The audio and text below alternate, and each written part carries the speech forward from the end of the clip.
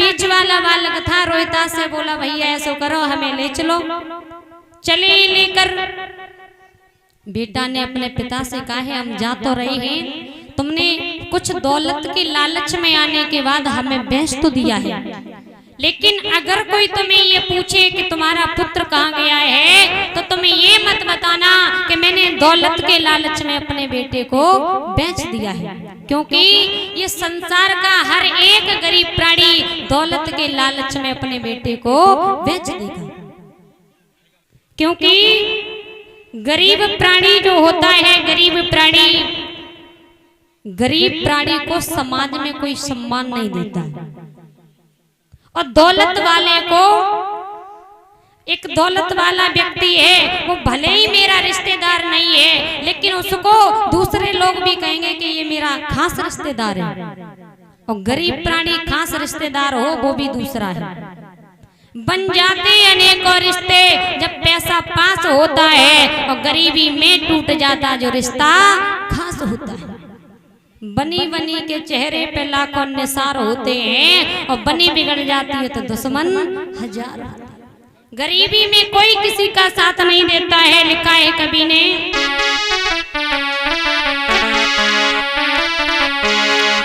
कि दुनिया में गरीबों को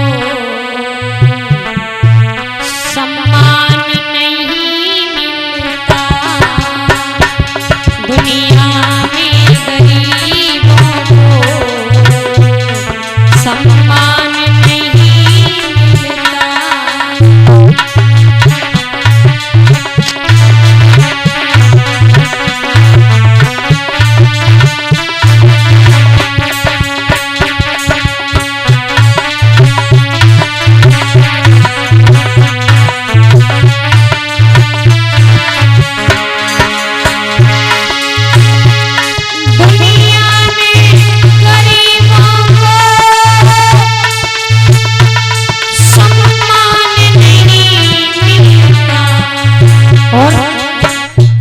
रोते हैं तो हंसने का पैगाम नहीं मिलता, रोते हैं तो हंसने का पैगाम नहीं मिलता।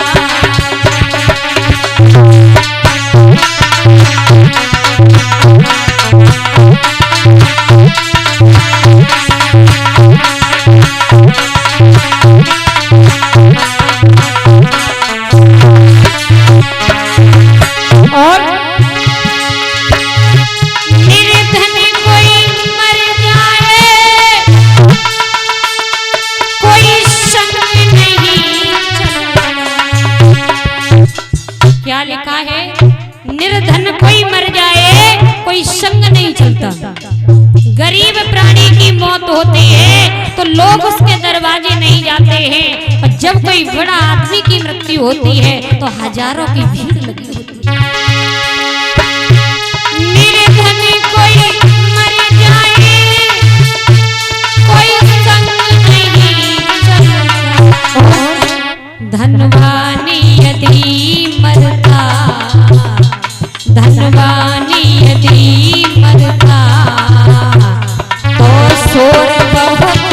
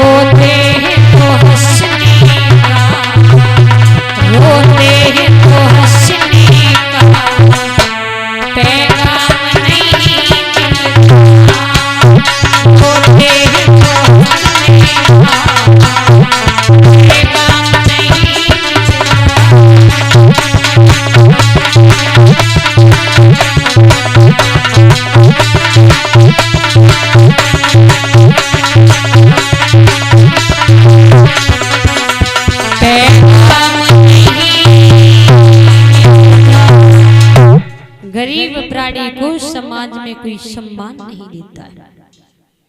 सुखदेव भगवान कहते हैं, राजन परीक्षित, आज महाराज रोहितास ने बेटे को लिया है, लेकर के आए हैं महलों में। हरिश्चंद्र के शरीर में कोढ़ है, रोग हो गया है, बलि चढ़ाने के लिए यज्ञ की तैयारियां की जा रही है। विश्वामित्र जी भी प्रकट हो गए, वशिष्ठ जी भी प्रकट हो गए, बलि चढ़ाने की तैयारी थी। वशिष्ठ जी ने एक बात कही है,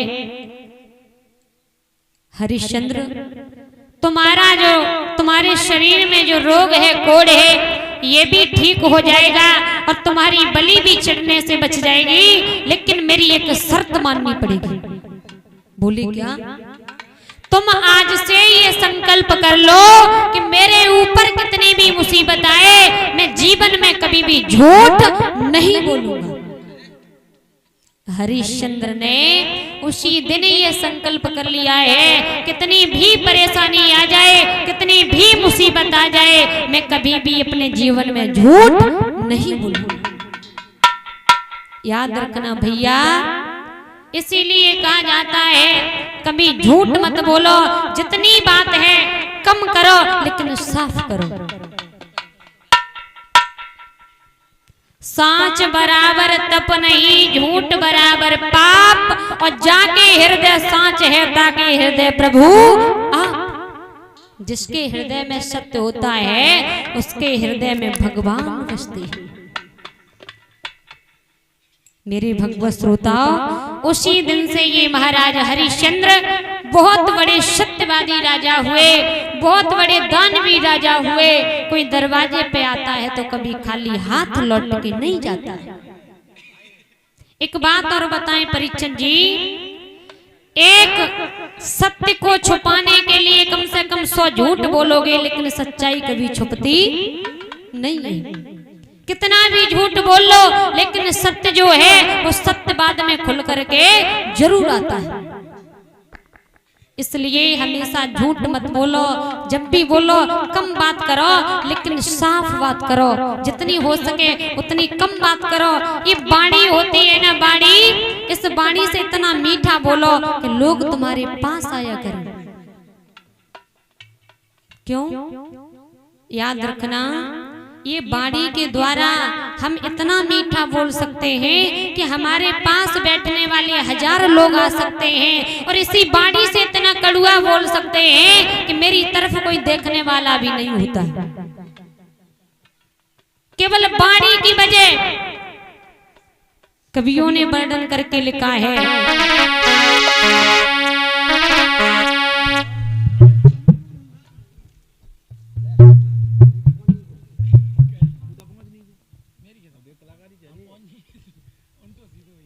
और ये श्रीमान वीरपाल तावजी जी नोटों के हार से सम्मान किया है। हमेशा समाज में सम्मान मिले, भगवान से ही आशा करती हूँ। एक बार इनके लिए जोरदार तालियों से स्वागत। बोलिए गोविंद भगवान की बाड़ी ऐसी बोलिए मन का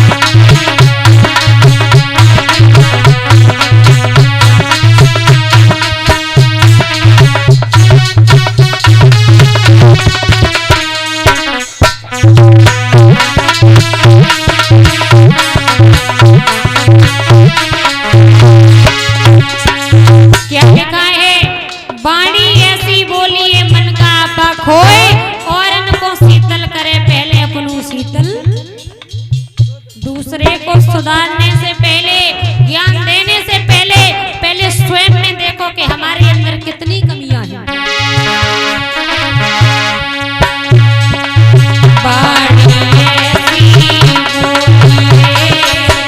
मन का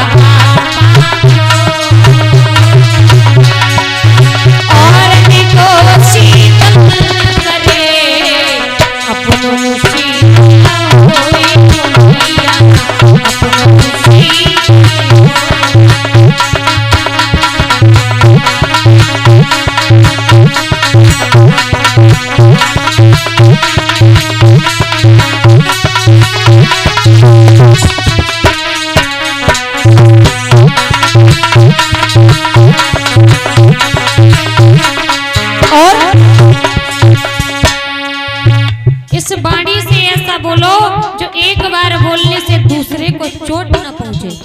आगे क्या लिखा है, रहे मन धागा प्रेम का, मत तोड़ो चटका, टूटे से फिर ना जुड़े, जुड़ेगा भी मरी जाएगी भैया, जुड़ेगा भी मरी जाएगी।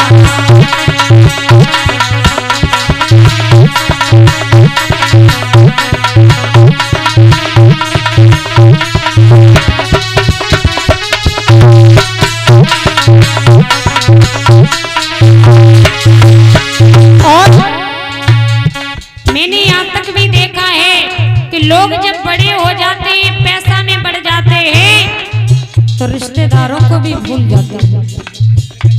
लेकिन कभी ने क्या लिखा है, बड़ा हुआ तो क्या हुआ, जैसे पेड़ खजूर, पक्षी को छाया नहीं, फल लागे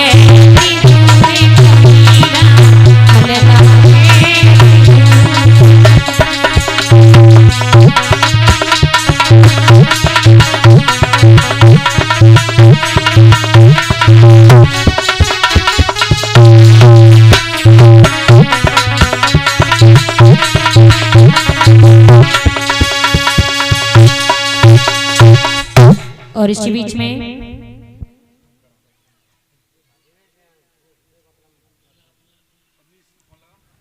₹201 हमारे पास आए हैं। श्रीमान बड़े भ्राता सौरभ यादव जी जो तिकोना से आए हैं, ₹201 से हमारा सम्मान कर रहे हैं।